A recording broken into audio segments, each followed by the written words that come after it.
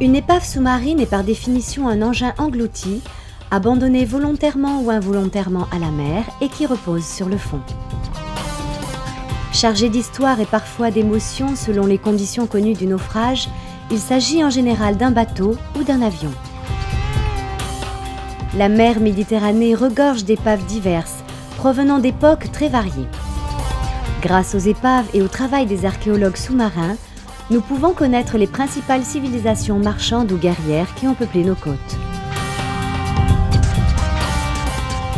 Après son immersion, si les conditions de vie s'avèrent favorables, une épave peut devenir un habitat de substitution pour la faune et la flore sous-marine.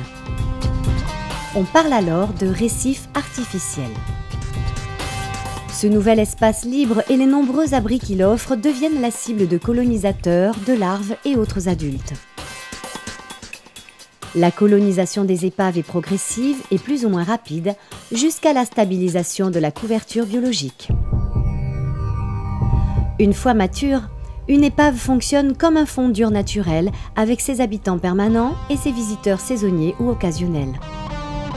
Ces espèces peuvent utiliser l'épave soit comme un abri, soit comme une nurserie, comme une frayère ou encore un garde-manger.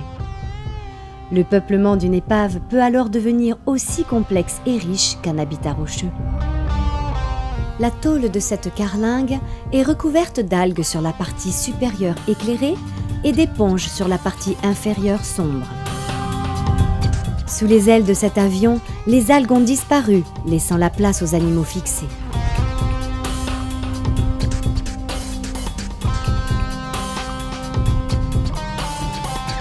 Les rascasses, posés sur l'épave, attendent immobiles qu'une proie passe à leur proximité. Ce groupe d'apogons habitués des zones sombres s'est installé dans ce qui reste du fuselage d'un avion. Cette murène a trouvé refuge dans les commandes de pilotage. Ces magnifiques gorgones ont trouvé sur cette épave des conditions idéales de développement.